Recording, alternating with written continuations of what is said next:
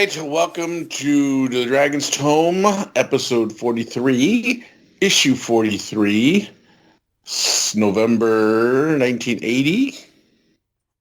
We are here again with two, what's the word I'm looking for? Besties. Besties, my two ever enticing co-hosts, Rob and Jack. There's no need for them to introduce, because you know who they are. His name's right there. My name's you, but his name's right there. So $3 again still. I think this is pretty much the price that it's going to be. Because they keep adding random things into it, saying it's worth it. Yeah. Well, Traveler Adventure, like I didn't play Traveler back then, so I didn't know anything about it. I had it on the wrong screen. I was on 44. Here's 43. So no, we got looks like our friend Mitchell drew this cover. No. No? What does it say? It says Mitchell. It's weird. It says in the thing, it says it's by Ray Cioni. In the, let me see. In the cover to cover, it always tells you. Yeah, this month's cover is produced by Ray Cioni. Why does it say Mitchell on the cover then? Because he produced it, which much like in a movie just means you told the person what to do. Oh, maybe. So maybe Mitchell is his nom de plume. Yeah, it could be. That's weird. Or he stole the picture and claimed it was his and forgot to take the... Or maybe that witch-like creature, his name's Mitchell. He's just a guy who does trepanning and measurements of the skull to determine if a race is intelligent or not. Then that's just what Mitchell does. I would like to say that those calipers with the laces behind on her, what do you really want to call that, her cowl? Yeah. Make it look like a football every time I glance at it. Yeah, me too. I was like, why is she... oh, yeah. I keep thinking, why is she holding a football? Yeah, me too. Well, thanks, because now I can't unsee that. What about her hairy knuckles? Can you unsee that? Oh, I know. Those things are so hairy. And her forked tongue. Yeah. I didn't even notice that. I'm used to that. So that's our cover. Still up to par, I think. We still don't know who did it, but... Yeah, post-Halloween vibes, I guess. But also, this episode does go into witches, and that is... At least that's something to do with it, yeah. Bullet point number 2. Yeah. Yep. All right, so let's move on to our articles. So, Rob, take us off with the now boring Dragon Rumbles. Well, this one's written by somebody else. This is by Bryce Knorr. What? And this one's not boring because it's stupid. He's talking about having to write so many rejection letters for people sending in fiction to Dragon Magazine. He's complaining about that. And he comes out, so it's very condescending when saying what they do and don't want. Like, he could have done it the right way, but he wasn't. He was like a real dick. And also, I guess people are sending a lot of softcore porn in stories. So he's like, please keep it PG. He thinks he's funny. And they said they want stories from writers, not gamers, because they want it more professional. You remember when they couldn't get stories and they asked for... Now they can be picky? Jesus Christ. Yeah. And also some people have sent in other stories as their own, which is also crazy. So he's we don't know 100% all fantasy fiction, but if we catch you, we're going to send the law after you. And if we actually publish one, you're going to be in more trouble. So, well, yeah, I mean, right? Yeah. Anyways, it's this Bryce Knorr. I think he writes the next one too. And he's a guest Dragon Rumbler. And I never thought I'd miss Jake Jaquette. But well, he's part of the editorial staff, so maybe he's Jake's left-hand man. Well, obviously he's the one who has to deal with rejection letters. But he also says he's not allowed to do form letters. So I think he's just annoyed at his bosses also. So mm-hmm. Yeah, because any other person in that position would have a form letter that you'd be able to, dear so-and-so, thank you. We can't use your selection, your whatever it is. You fire that off. Well, this is the agent tier, the Trash 80, the Apple Pet. I'm almost positive you have a word processor in that thing. Oh, yeah. Right. But if your boss says, no, you cannot just send a form letter for everything, you have to either address it or... Yeah. Gary Gygax, I want you to be mean and hurtful. Yeah. But he also, I guess a lot of people also, he's like, please make it double-spaced on decent typewriter with a self-addressed stamped envelope. Like, obviously people are just, like, writing in, like, chicken scratch, too. It's like, really? Come on. You got things, probably a lot of kids, too, don't know any better, but they're trying to be more professional. Since they're an actual magazine company now, I think they're trying to get... It's just the way he went about it. Like, all the things he's saying is true. It's just he's real dickish about it. He kind of is, yeah. So that's all. Mr. Bryce Knorr, with a name like Bryce, obviously, he's a dick, but... This is him taking out his frustrations of his job. Yeah, I think so. On the poor people rating in. Yeah. So that's Dragon Rumbles for this month. And week. All right. Mr. Fike. Oh. Where are you taking us to next?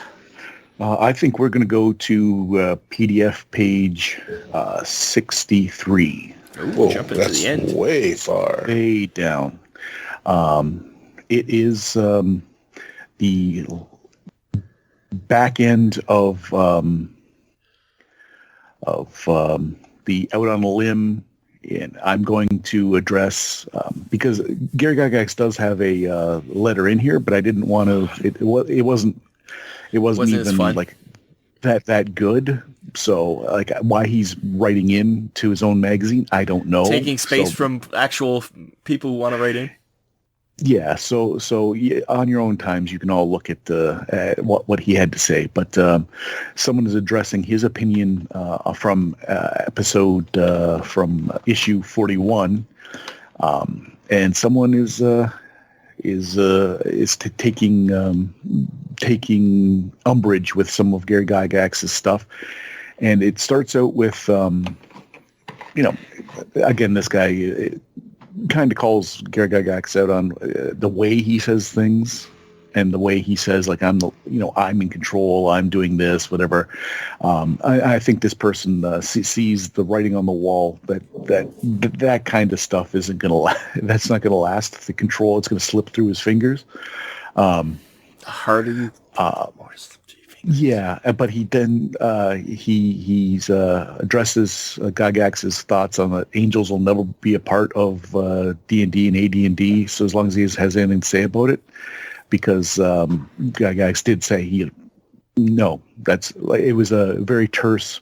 They won't be because it's too close. And this guy says, too close to what? Just say it. If you want to say like the Bible's the end all be all, then just say it's, they're in the Bible and it offends some people. Just say it, Gary. Then he lays into him about the anti-paladins. I like and this critical Eric hits. Robinson. Yeah. He Eric Robinson of New Haven, Connecticut, did not care for, and then he says, anti-paladins are going to be a thing because it's like the perfect foil. And he gives like the various, reasons why. And then he goes to the critical hits and fumbles again. Eric, you're right. Like all this stuff ends up panning out. And then, but at the end, he does say, thanks for creating this hobby. Thanks for this. And, but he stands fast and says you can't mislead someone and say you've got complete control over something that's in the zeitgeist. You can't. So you better, Mr. Gygax, you'd better, let that sink in. So, Gary Gygax does do a rebuttal.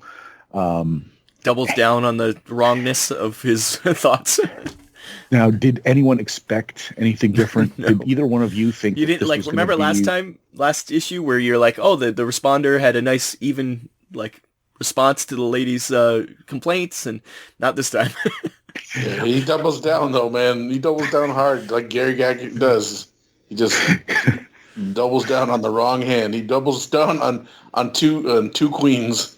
100%. It's either my way or the highway response about how having any alteration to his work is just freewheeling chaos that's going to lead to the downfall of the game.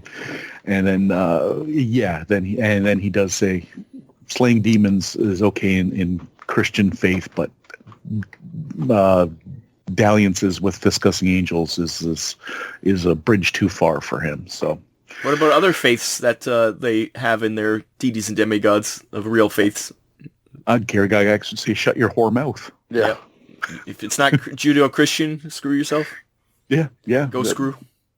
Yeah, we're gonna put the religions of the ancient Egyptians. If you look at the end, you can't even spell Muslim correctly.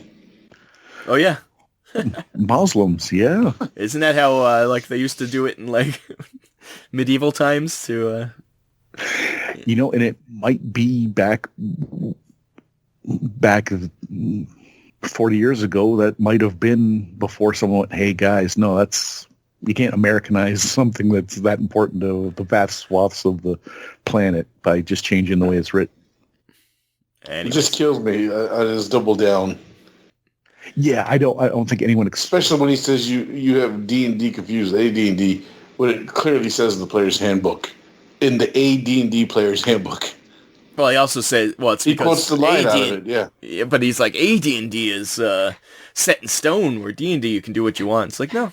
AD&D, I can do what I want too. You can't stop me. Because would he come to my house and burn my shit? But he actually says, this Eric Roberts quotes a line out of the player's handbook. That was Gygax throwing shade at him. That wasn't like a mistake. He's throwing shade, saying, "No, you D&D, you can do what you want." Yeah. Guess what? Yeah. We're doing what we want in AD&D too. Yeah. Eric Robinson called him out on everything that we knew ends up being factual and what is the right response, and Gary Gygax didn't learn. And we'll see in the future, maybe. if he just had a little bit of foresight, because everything that he fought against is now a staple. Yeah. 100% has become much beloved in the game itself. So this is why you lose control of your company. So what you're saying, Jack, is Eric Robinson is a time traveler. Is that what you're saying? Eric Robinson. This whole conversation, that's what I got? What he's saying is that Eric Robinson is Jack Fike from the future. Oh. If I needed a nom de guerre, I would go Eric Robinson. I think that's a good. You were gonna do Eric Roberts, and then you're like, oh, that's already taken. So that's right. That's right. Lawyers got involved. No, but honestly, I think Eric Robertson spoke for most people. Like he was the voice of reason in the wilderness that was this frontier. Not the echo chamber that Gygax lives in. That from the people in the from the magazine office and his gaming group, and from the people who I think Eric was like, come on, you know you're full of shit, right? No, he doesn't. No, I believe it thoroughly. Just admit. Thoroughly. No, but he doesn't. He believes it's true. He believes it thoroughly, which is, I guess, it's admirable. But it's not true for us. Like, yeah. Again, Gygax can run his games how he wants. We can run ours how we want. That's what the answer is. But he can't handle it. Exactly. Certain things you can have a one man vision, and that should be respected.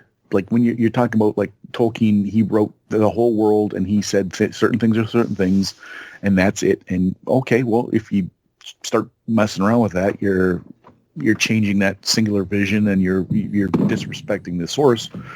Gary Gygax is making a buildable world where everyone's got their. You got to let go.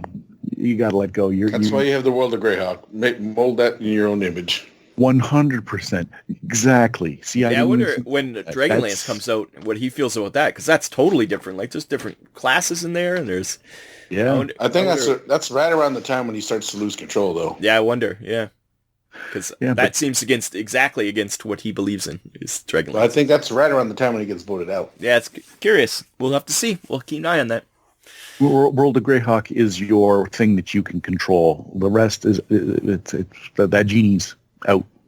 Yeah, exactly. Yeah, so that was my article. All right, so let's go to page 12. This is my first article. Yeah, this is mine too. So this is the conventions 1980. Of course, because I do a lot of these conventions for Mantic games, I was drawn to this. And it's the 1980 breakdown of the big three conventions of the time: Gen Con, Origins, Pacificon. And whenever time we say Origins in Dragon Magazine, you got to expect the shade. Wow, yeah. And even they did throw a huge amount of shade on Origins, but they did. Yeah, they did. They gave it. He said there was excuses, but it was still bad. Yeah, they rated all the cons, of course, and Origins got the lowest, a 6 out of 10. No, it's a 5, isn't it? No, I thought it was 6. Oh no, you're right. It was 5. Yeah, so it's at 50%. But they lose points for their location, which I understand was bad because this is the year that they had to got screwed relocate. by the other place. Yeah. Yeah. So they're back like at Widener College.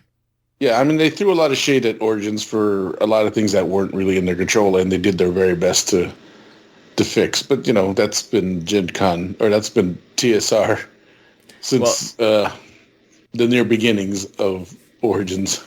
But the Origins, I like some of the highlights he mentions. There was a diuretic dog in the exhibit area crapping everywhere, which I thought was horrible. Oh. He said there was sidewalk sellers undercutting exhibitors. They said the gamers had a great time, though. 4,300 attendance. And they said it's just way too much for Widener College. He also said Widener College was better than nothing, but only slightly. Yeah, exactly. That was pretty funny. And then they go on to Gen Con, which of course gets the highest rating of 8. Yeah. They also are saying now, he reiterates that, college campuses are no longer the place for these events, especially if you have events close to the dealer rooms and, everything is so spread out. Yeah, we did a Gen Con recap by Jaquette last time, and yeah, he put out some of the stuff. He had the issue how far away it is to load and stuff like that. But 4,500 attendance at Gen Con. Yes.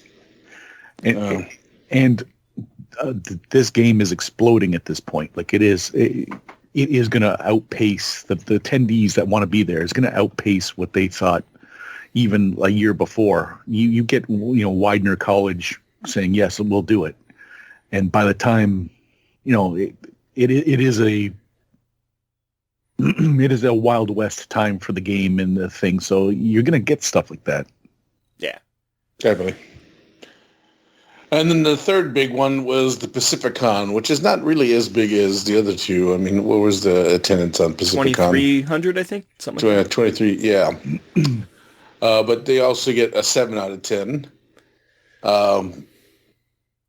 I said because it couldn't be better than Gen Con. Yeah. While they actually had it in a hotel, which is kind of the standard norm now for at littler actual cons. convention site, yeah. Yeah. Well, even Adepticon's at a hotel, yeah. Yeah. I mean, that's kind of the thing now because you have convention space and built-in hotel room thing. So that's kind of... So Pacificon, they won't give them the props for laying down the blueprint of where to start having these things. But they do throw some shade at the shipping, which is that was 100%. That's not Pacificon's fault, but he throws shade at these West Coast conventions, and the East Coast conventions actually. Yeah, he goes, anything that's not in the Midwest is horrible to get to because people on the West, it's too far to travel. Yeah, basically. I mean, but if you really want to go, you're going to go. But the thing is, this one was on Labor Day and it was a week after Gen Con, 1 week. So the exhibitors had to get from Gen Con to Pacificon in 1 week. And I love the story. He said that they at their huge expense, they actually shipped by air to Pacificon. Everything was it was expensive, but everything was waiting for them when they got there. It was all in their area. But Ral Partha trucked theirs, and it never left Chicago, so they never got any Ral Partha stuff ever made to Pacificon. So they, by the time the show we hear stories now, the truck was still happening. there. Like even now, does. like I mean, you're always waiting for stuff too, but yeah, but I get a bulk of mine. But mine comes from across the ocean. Yeah. But yeah, like you But said, Infinity had that same problem too. Who are those guys? Who makes Infinity again? Corvus Belli.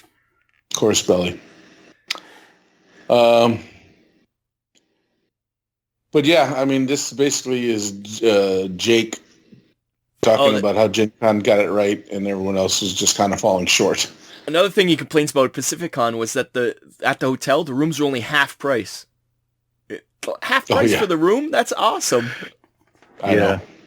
And he complained about it. He's like, "Oh, it's not like you're at a dorm where it's only $7 to stay a night." It's like, yeah, but you're in a hotel room, probably with breakfast and like you're in a hotel room, amenities with your own bathroom, and it was still like $32 a night. Like it was super cheap. And you're not sleeping in a chigger infested dorm room bed. Yeah, chiggers. I haven't heard that in a long time. I did just yesterday because, long story short, I just saw someone talk about chiggers or you don't confuse them with fleas or something else, and they leave little welts all over you. Yeah. So, but they also mentioned that now Pacificon is taking over Origins for 81, and they're going to have Origins in California. Yeah, they're going to be at that same convention site. Yeah. Yeah, and then the guys who released themselves from Origin are holding their own con called East Con. Yeah, in Pennsylvania, right? No, it's in New Jersey. New Jersey. But it's not the same people. It's EGA. I think EGA is still around. That they're running. Origins. EGA was the one that was running Origins at that time, and then they gave it up and started their own thing. But he also questions if that hotel convention center can handle Origins because it's twice the size of Pacificon. So he's curious if they can handle. Well, I don't know what the Dumfries Hotel is like, but yeah. And Gen Con will still be at UW Parkside for 81, which questions if they've outgrown that venue, which is probably true. I don't know where did they go right to Indianapolis after this, or they go somewhere else? They go to Milwaukee. Big convention center. Yeah, I think so. Yeah, I can't remember. I have to go back and look again, but they go to Milwaukee before they go to Indianapolis. Yeah, so that's interesting. So we'll have to once again check on that. But it was a good article about just all comparing them all. It was very biased towards TSR, but I thought it was pretty fun. Yeah. So, all right, Rob. Since I partially stole yours, which one you have next? Right to the main event. It's the witch, the NPC supposedly of a witch. It starts with a color picture of a witch on it could have been a cover. What page is that? Oh, page 8. Sorry. And, it starts off with a color plate, an actual whole page, a color page. Growing up a new NPC. But yeah, this is supposedly an NPC, but I think there was some moratorium sent down by Gaiax that they couldn't have any new PC classes, because they definitely wanted this to be a PC class, the way they talk about it. You could tell. Yeah, it's so detailed for an NPC character. Well, this is just a reprint, but like with amendments and stuff. It's the new and improved, evolved from the different magazines. It's not reprint. It's a new version of the one that they've. Yeah, like it's information with now the third iteration. It's clearly there's a interest by multiple people to make this into something. And why it's still not... Wow, the fact that...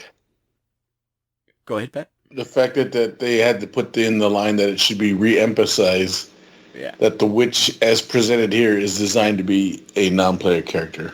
Even though they, at one point, they say, I think every word in there, every time says NPC, they replaced the word PC, because even at the end, they caution about letting people using the witch. But why would you have to caution the DM using a witch to be overpowered as an NPC? You choose how powerful it is. So it's like, I think they meant as a PC it could be too powerful.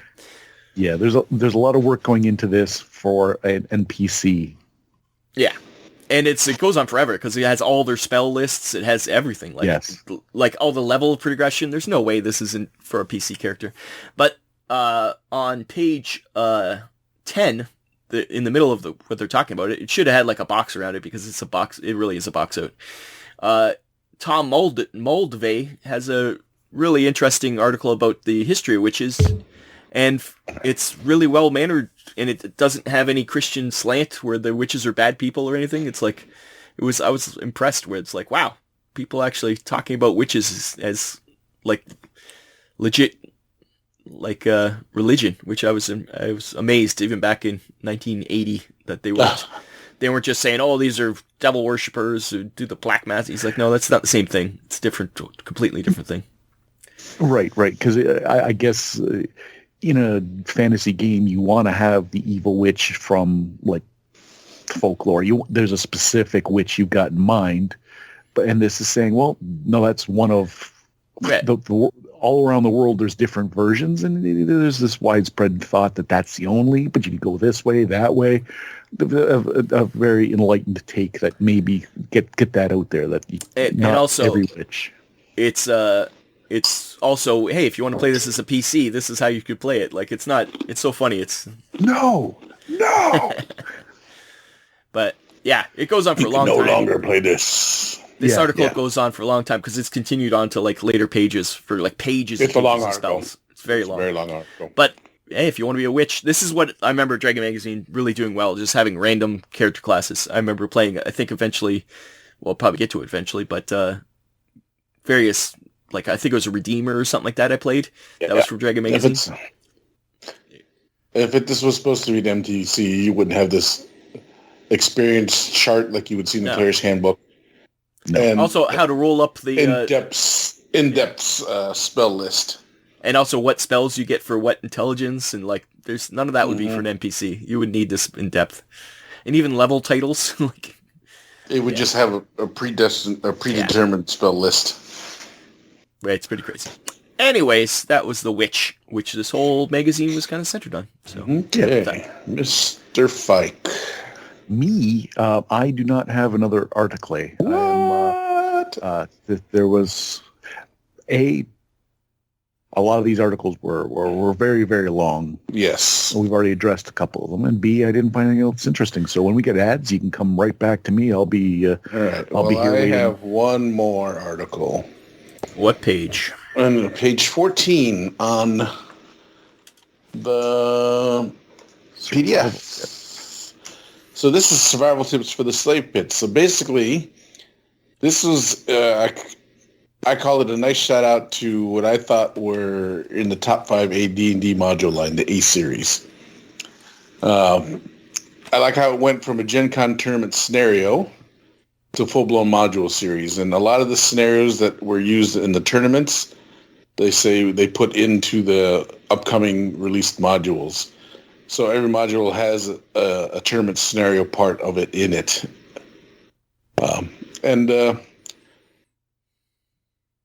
If you want to spoil or some of the parts of the A-Series modules, read the article because they give you tips on how to survive those parts of the scenarios. I don't want to get too into it because there's a lot of people who haven't played the A-Series. There's a lot of people who haven't, and they've revisited, plus Dungeon Revival, was that the name of that company? Who redid a lot of the old classic D&D modules, but didn't outright use the art, but they used the style of art and the way it looked to make it re-release some of those things. So if you don't have the original A-Series, get on eBay. I say find it because it's probably one of the best ones, like the A-Series, the G-Series, the S-Series. Those were probably the best of the, at least in the top 5. I wonder if on Drive-Thru RPG you can get all these. We do have an affiliate link in their show notes, but I wonder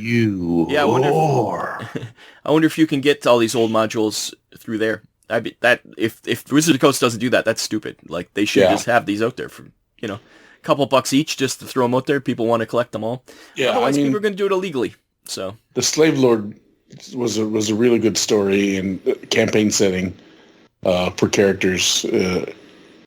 In my opinion, back then, it was like one of my favorite ones to play. So when I saw this and I saw that, I read a little bit. I was like, oh, so that part was this actual tournament scenario at Gen Con. What's that? 8? No, 13, wasn't it? Oh yeah, 13. X is 10. 13. So it's pretty cool. But most of the articles, how to survive the tips. So, like again, I don't want to spoil it, so I'm not going to talk about it too much. Cool. Rob, you have any more articles? I do not. All right. And then you have an ad? I do. All right. Page 21. Oh, that's my ad. It's the figure line. Once again, terrible pictures, but Terrible part. It is a box set. The old box sets. I know, Pat, you have a few of these. This is the Gold Line box sets, the beginning of the Gold Line box sets, the Grenier modeling, and I do have this box. Yeah, but I did not get the Gold Wizard. This is the Wizard's Room box set. Gold Wizard was in a random box. You get Gold Wizard, but it's these classic box sets we always saw as like I remember them forever. With the crazy artwork all over them.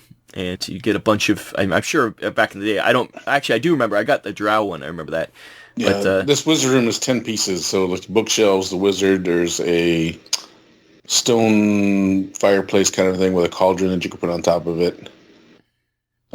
Tables and other things. The classic line of D&D miniatures that I remember. That's what this and I've been, I think a couple years ago, I started rebuying these off of eBay. Mm-hmm. Yeah, that's why I was bringing this up because I knew that you would bring it up. So, all right, Jack, do you have an ad? I do. Let me take a look at my high-tech notes here. Page 69. Ooh, 69. Scandalous. 69. And we're going to go to... Where are we? War Games West? Do you have the wrong number? No, page 69 PDF 71. You crazy person. Come on, we discussed this. Always PDF. Some only I'm allowed to say the wrong number. And some magazines are the same. So I write down. Anyways, it is I'd Rather Be in a Dungeon t-shirts. Now, back then, I'm sure you could walk around wearing a t-shirt that said I'd rather be in a dungeon. By today's standards, do you guys think that there was a little sideways, a little wink and a nod to people? No, I don't know if the BDSM movement was huge then, or because swinging was in high gear. This is before the epidemic that ruined our swinging careers, our sex lives for a good 20 years. Making it so that it was terror to get intimate. But so you think I'd rather be in a dungeon today, that shirt? Do you think you could walk around and it's also from Salt Lake City, Utah, so it's going to be it'd be the Mormons doing this, so I don't think so. It might be an anti-Mormon because this is D&D now, this is of the devil.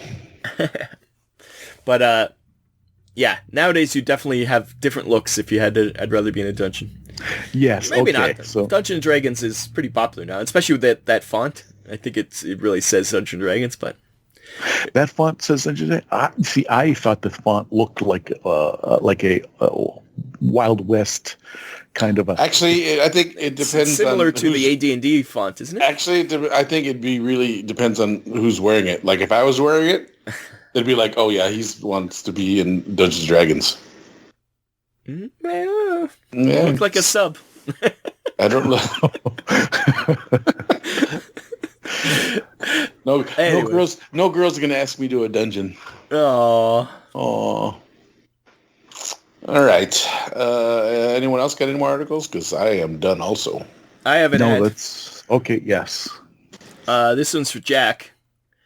Oh. This is on page 80. 80.